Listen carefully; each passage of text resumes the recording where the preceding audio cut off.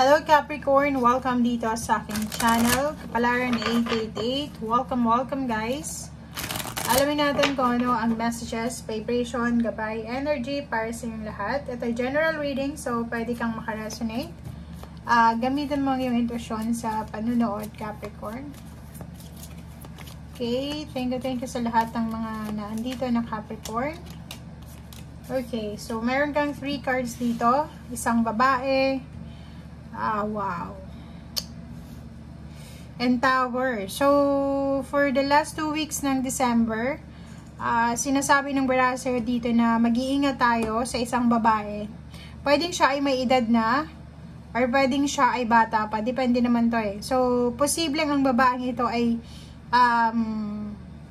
feeling mo mabait siya sa harap mo. Feeling mo nagsasabi siya ng totoo sa'yo. Parang ganun. So, ang babaeng ito is parang ano siya, two-sided siya.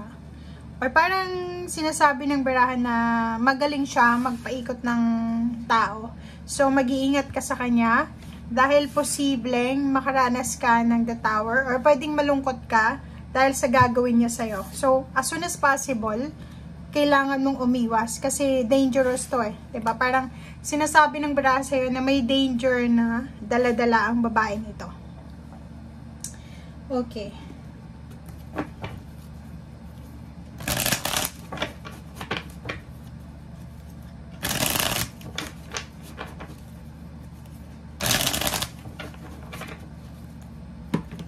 Oops. Capricorn. Okay, meron kang ditong King of Cups. And then, meron kang Ace of Wands. So, nakikita natin dito na may ibang Capricorn na sobrang magiging excited. Sinasabi ng baraha sa'yo dyan na makakaramdam ka ng sobrang excitement, passion, determination, drive, or sobrang yung anong tawag dito, sobrang kang interesado. So, posibleng interesado ka sa love life, pwedeng may isang lalaki or isang babae na water sign, Pisces, Scorpion, Cancer, na pwedeng magpatibok sa puso mo, or pwedeng ang taong ito ay interesado sa'yo para kunin ka as worker, kunin ka as kung ano man ang kailangan niya sa'yo, or ikaw ang may kailangan sa kanya. Okay, so High Priestess, sinasabi ng baraha sa'yo dito na may iba sa inyo dyan na may mga lihim na nagmamahal sa inyo, or pwedeng may mga lihim kayong nararamdaman sa isang tao na pwedeng ilabas ito sa last 2 weeks ng December. So, for example, may nagkakagusto sa'yo, pwedeng maramdaman mo yun na etong taong ito is may gusto pala sa akin, or ang taong ito ay gustong manligaw sa akin, or ang taong ito ay gusto pala akong kunin sa kanyang company, or parang gano'n. So, dito sinasabi na maraming revelation ng secrets, revelation ng katotohanan. Okay? So, comment down below guys. Okay, so meron tayo ditong 2 of Swords na reverse, and then Ace of Swords na reverse. So, ang barahang ito ay nagsasabi sa inyo, Capricorn, na marami kayong gustong gawin, pero hindi nyo alam kung paano nyo sisimulan. Like, for example, maraming nag-o-offer sa'yo ng work, pero estudyante ka pa lang. Or pwedeng nag-o-offer sa'yo ng trabaho, pero may trabaho ka, so hindi ka makapag-desisyon. So, nandito ka sa reverse ng 2 of Swords, sinasabi na siguro sa bago matapos yung 2023, pwedeng sa ano to, last week na lang siya ng December, magkakaroon ka ng parang new thoughts or realization regarding dito sa mga ino-offer sa'yo ng universe. It's either new love life, new company, new work, or new mindset, or new goals. So, yun. Meron tayo ditong reverse ng Knight of Pentacles. Kung ikaw ay naghihintay ng pera, like literal money, pwedeng naghihintay ka kasi Pasko, diba? Pwedeng naghihintay ka ng regalo, exchange gift, or kung ano pa man, bonus, or kung ano pa man. Siguro hindi mo siya matatanggap sa last 2 weeks ng December. Or pwedeng natanggap mo na bago pa dumating ng last 2 weeks ng December. Okay?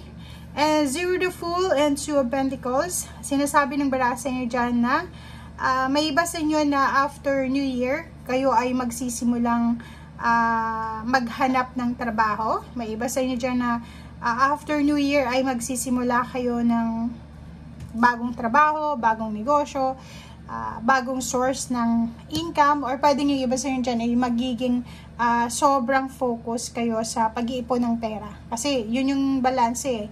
So, pwedeng simula ngayong last 2 weeks na to ng December, pwedeng magiging sobrang eager ka na makapag-ipon. So, yun yung New Year's resolution mo for 2024 is sana makapag-ipon ka na. Sana maiwasan mo yung temptation na mag-spend, mag-shopping, or bumili ng mga bagay-bagay na hindi mo naman kailangan. Okay? Okay, ano pa ba?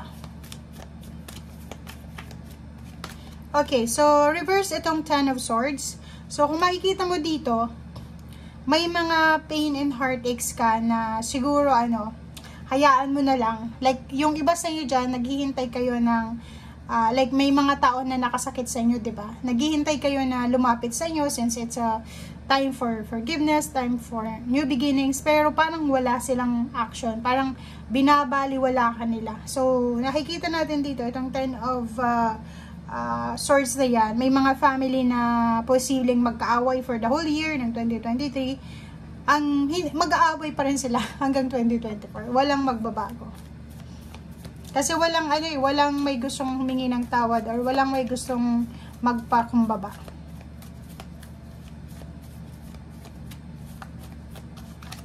Okay, Three of Pentacles.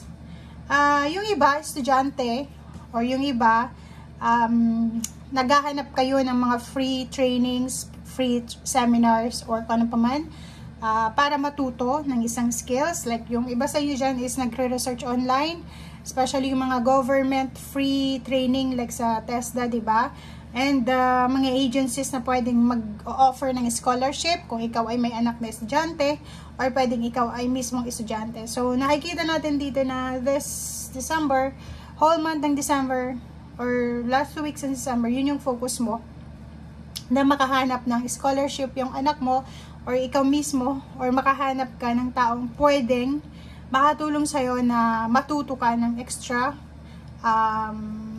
skills na pwede mong magamit sa mga susunod mong hakbang para sa improvement ng iyong financial. Parang gano'n. Temperance. So, yun. So, kailangan mo daw na magkaroon ng parang anong tawag dito. Kailangan magkaroon ng pasensya. Huwag kang masyadong magmadali this last 2 weeks ng December. Okay? Isipin mo na yung nangyari sa'yo sa 2023, tapos na to. So, may chance ka na makapagsimula ng January 1. So, wag mong masyadong maliitin yung sarili mo. Okay? Iwasan mo yung self-pity. Iwasan mo din yung sukuan kung ano yung pangarap mo. Ituloy mo lang. Kasi dito sinasabi ng baraha sa'yo na magaling ka eh. Magaling ka. Ang problema lang dito is napapaligiran ka ng mga taong hindi tulad ng vibes mo. Like, ang example dito is matalino ka, pero yung mga kasama mo, mahilig silang mag party or kung ano pa man. Isa kang family oriented, pero yung mga kaibigan mo, mga lang sila, easy-go-lucky. Parang gano'n. So, siguro, isa sa dahilan kung bakit hindi ka nag-i-improve sa ngayon is yung environment na nandyan or sa paligid mo o kung saan ka man ngayon. Pero once na nakaalis ka dyan sa environment na yan, magbabago yung takbo ng buhay mo. Okay? Thank you guys. Bye!